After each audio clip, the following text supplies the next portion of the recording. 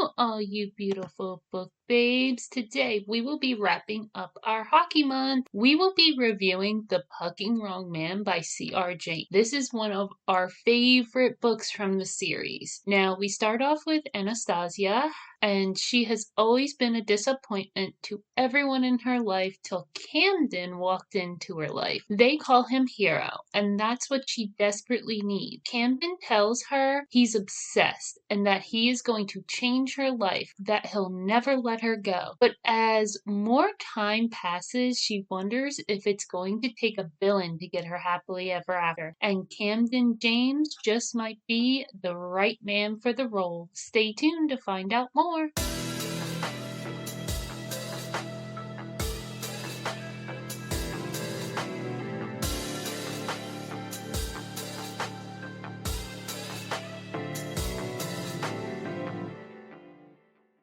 Hello, all you beautiful book babes. I am sorry for the interruption, but thanks to you all, we were able to obtain another sponsor, and this one I'm really excited about. This episode is brought to you by Dr. Ganja. Now, I know CBD and THCA is a controversial topic, but it's something I really believe in, so much so when I was in college, I wrote a whole paper on the topic and how it is so beneficial versus other medications. I even got my professor to convert on their beliefs on the topic. I used this company way before they reached out about being a sponsor. They have so many different products. They have flour, vapes, topical creams, gummies, spa stuff, and so much more. My favorites are their bath bombs, face wash, and their full spectrum sob relief. With having tendinitis in almost all my joints from playing sports growing up, this really helps with the pain in my joint. My husband loves their flour and vape products. He struggles with anxiety, and this really helps him when he's having an attack. We have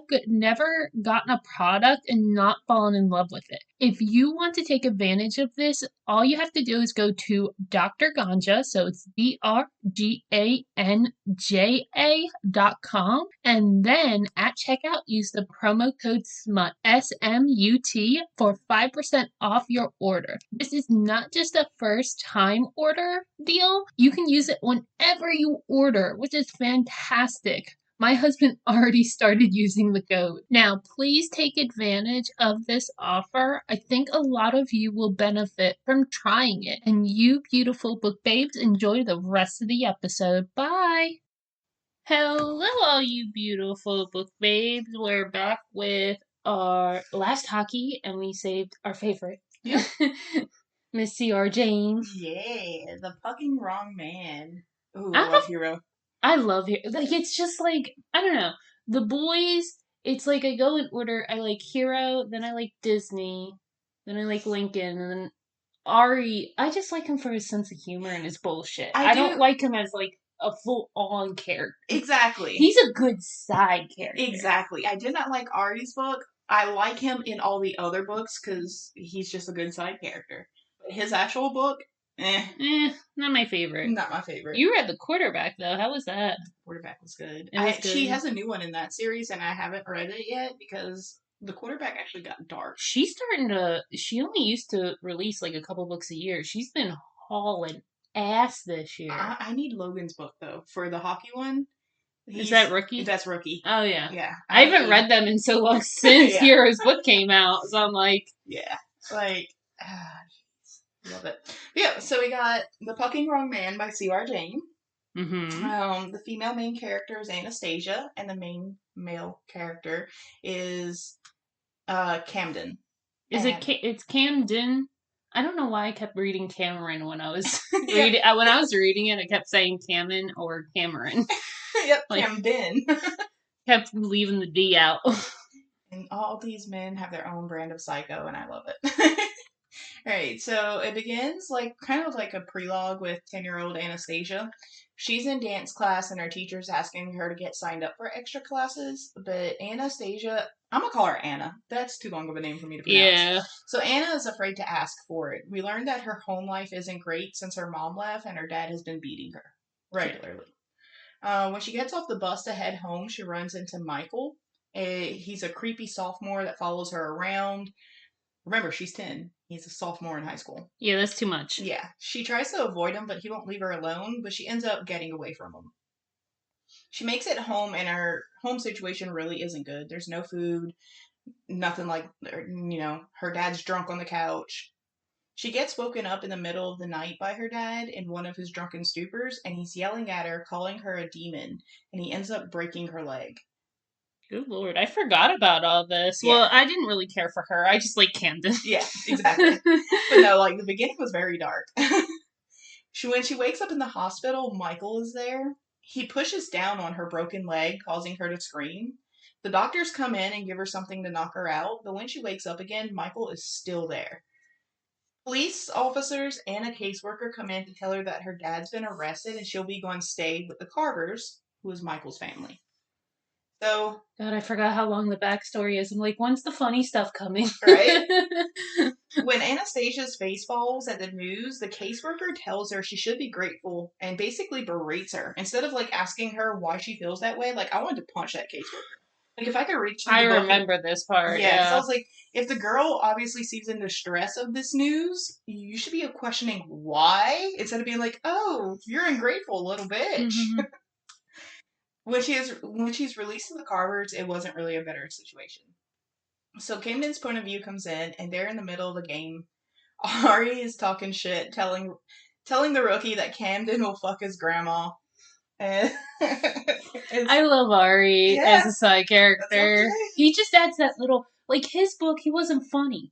But then when you get to the other books, he has just those good side character Exactly. quips. Same thing with Link. Like, Link as a side character in these books, it wasn't really his full personality that he had in the original book. Like, I love Link in the original book, but also as a side character, it's like, he's not funny in his original book.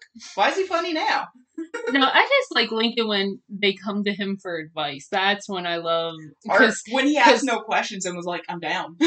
yeah, and even when Hero calls him and is like, I need help with X, Y, and Z, and he goes, okay, this is my suggestion. Yep. And, like, later on in the book, he's like, Hero asks for something about some dogs, and Ari's sitting there, 20 question him, and Link's just like, I'm down. Yeah. And it's like, no questions. Just Lincoln's just like, he's got this. He understands the requirements to be in the circle of trust. Yep. We're okay. Yep. So the guys in the series is what keeps me reading. Oh yeah, just the guys. I don't I didn't even care about Anna. Yeah, I just wanted Camden. So, I'm gonna be honest, I flipped through that prelogue pretty quick. Yeah. Yep.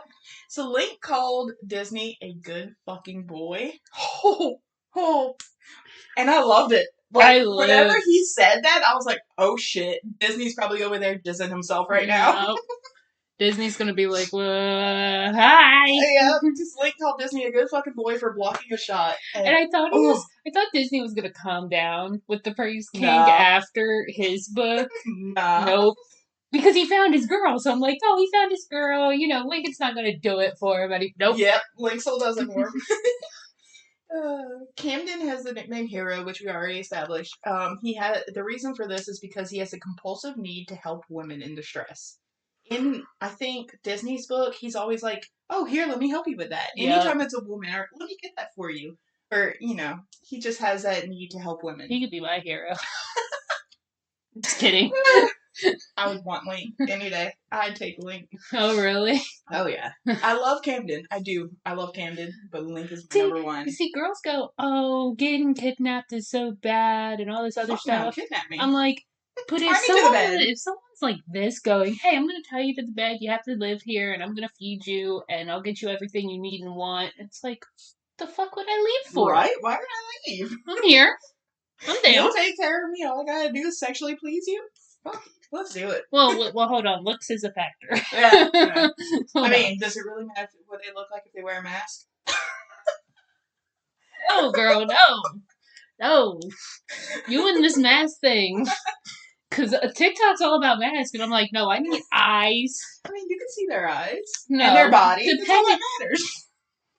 He's probably, like, ripped, and then underneath looks like a child predator of the mask. Not with the mustache. Not with the mustache, no. I fucking can't. Oh, jeez. Just don't ever take off that mask. Oh, jeez. All right. So in the locker room, um, Logan asks Camden to go out, but he's got plans with Geraldine. When he says he's got a hot date, they ask who, and Camden jokingly says she's 75, her gray hair is hot, but it's the dentures that do it for me. See, this is when I fell in love with Camden, right there, because then they're like, "What the fuck?" And he really is going to see this old lady. Yeah, and the guys get him for that. They're like, "Well, that's what gets you going," and Camden's just like, "What the fuck?" Oh, jeez. Anna is now living in a shelter. She's still in pain from what happened when she was 10. Her leg never fully healed right. But she still dances through the pain, trying to live out her dream. Basically, it was just a short kind of story about her situation now, or short chapter about her situation now. See, this is how much I love the boys. So you went to, Anastasia. I'm like, oh, God. Yeah. Camden had taken Geraldine to the ballet for their date night. The text exchange between the guys when Camden calls out a SOS, or really any text exchange is great. So Camden texts SOS and Ari replies sexy ombre sausages. I love Ari so much in the side. Like I said, his book, no. Side character, yes. Ari is my favorite. Like, what? And he was like, sexy ombre sausages.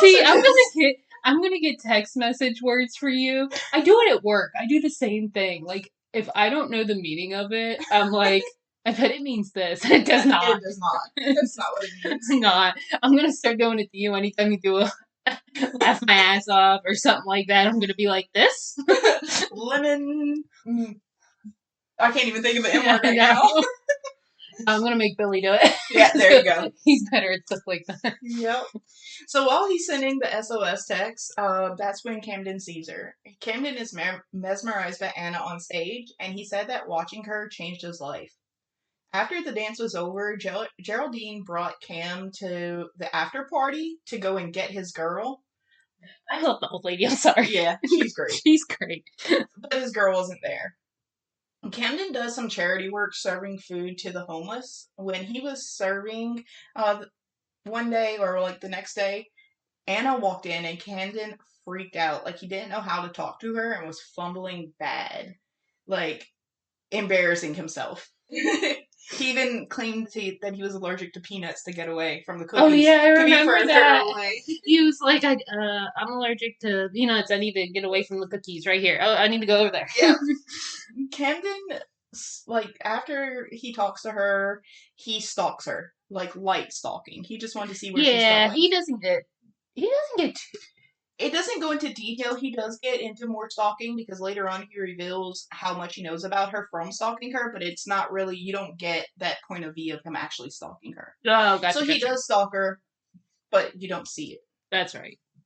So he does some light stalking and followed her to the Haven, which is the shelter she's staying at, and he decided he was going to save her. Hero to the rescue! Yeah.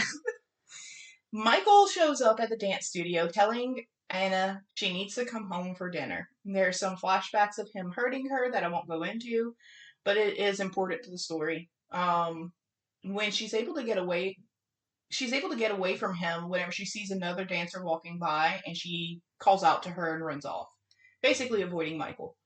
Camden finds her again, this time while she's at work. One of the customer trips her on purpose, and Camden comes to the rescue, kicking the dudes out. When he talked to Anna, she basically shut him down, telling him she doesn't need any friends, but Camden doesn't give up so easily. Oh, I remember that. He's like, I'm your friend, and she's like, I don't need friends. I don't need friends. Yeah. He's like, I'm just trying to be your friend. Nope. No, thank you. Camden made a decision to donate to her dance studio and got them all tickets to his game, just so Anna could be there for his game. Going as far as to donate jerseys just to see her in his jersey at the game. The game, Camden was just as crazy as the other guys, because, the other guys are always looking at their girls and stuff like that. They did a dance routine in front of everyone, and Camden had Anna's name on his chest. So at the end, he raised up his shirt and had her name. Throughout the game, he would point at her and wink, and it got one of the dancers kind of shaking her and almost trip her. And when Camden saw that, he had someone remove that girl from around Anna. He was like, I need her gone. See, already being overprotective. I love it. But at the end of the night, when Anna almost missed curfew to get into the Haven, Camden decided it was time to up his game. When Anna got to the shelter, she ended up getting hit by a girl in the bathroom. She found a girl drugged out, and it knocked her out. So when Camden found Anna at work the next day and saw her face was bruised, he got pissed off. She said something that made Camden tell her if she ever talked about herself that way again, he would put her over his knee and spank her. Yeah. She was basically like degrading herself. Back at the shelter, Anna got woken up because they needed to search her stuff. They had found some pills in her stuff that wasn't hers, but the shelter has a one strike rule. Hers or not, she can no longer go back to the shelter. So Anna is deathly afraid of dogs. This came up previously, but it links back to some of the type of torture Michael had caused her. Yeah. Camden comes up with a plan to get Anna. It's fucked up he's using her fears like against her, but it works. He wins. Who cares? He wins, right? Who cares? He got the circle of trust involved to grab Geraldine's dogs, leaving Logan behind to deal with Geraldine. That is the whole reason I can't wait for Rookie's book, because Right? that whole scene made me fall in love with Rookie so much. I don't know why, because Rookie's just like, help me! She put a finger in my mouth! Why are you complaining about that? She's 75! Oh my god, that scene, man. Now I need to reread this book. Yeah. I know what I'm doing. Yep. Okay, but yeah, the dogs worked. It drew her out because she was sleeping on the streets and she was kicked out of the shelter. So they drew her out and convinced her to go stay with Camden. We get a little bit of smut the next day when Camden tells Anna that she will be staying with him from now on. It was nothing too smutty. You know what I mean? Like makeout sesh. Well, she rode his thigh and he fingered her. Oh, yeah. That was it. Why do they ride the thigh? I don't know. It does it in all these books, and I don't think I could get myself there. Especially with clothes on. Like, I don't... As we wiggle as we wiggle around like that, I don't think it would feel good. That would kind of hurt. If you were both in jeans, too. Right? I don't know. I just don't see that actually. Maybe if you're inexperienced, it's like that first touch. And she was. This was... So, okay, her, I can understand a little bit more. Yeah. But his dirty talk was good in that scene. His dirty talk was good. Camden's a pimp. Yep. He's a daddy. Oh, yeah. Camden goes a little crazy. After dropping her off at dance, he goes back to his house, and the need to be near her is so strong. He goes into her room, sniffs her panties, rolls around in her bed, all while getting himself off. I remember that, because I was like, damn, that was hot. Right? Michael finds Anna, threatens to release pictures of her that he took forcefully if she doesn't pay him $5,000 a month. Basically, he was like, I know you're with Camden now. Remember these pictures. I'm going to release them, and he's not going to want you. You need to give me $5,000 a month. And these pictures are pictures that Michael took of her forcefully, holding a knife to her, telling her she doesn't do it, he'll cut her. Yeah, I remember. I remember somewhat, but she doesn't ask for Camden's help. Nope, they never do. They never do. They never do. Why can't they be... that's the frustrating parts about these books sometimes. The woman never goes to the man because she wants to be independent, and I get it. But if you're in a relationship, just go to him and tell him, like, hey, X, Y, and Z happened. Exactly. She didn't want him to look at her differently, but it's like, what are you going to do? Yeah. You can't afford to pay him. You need to let him know that someone's threatening you. What are you gonna... And I get it, it's for the plot, but come on, say something. Hint to something. Something! Yeah, like, be honest. Oh, jeez, get help, please. So Anna shows up to work only to find out they're letting her go, and she's freaking out because she needs to be able to pay Michael to stop him from releasing the photos. Now, I was 60% in here, so everything else, it starts ramping up real big. Wait, does she go on Granny Airways? I forget. Think so. I think so. But yeah, so I stopped there because, like, right after this, everything starts ramping up a little bit more.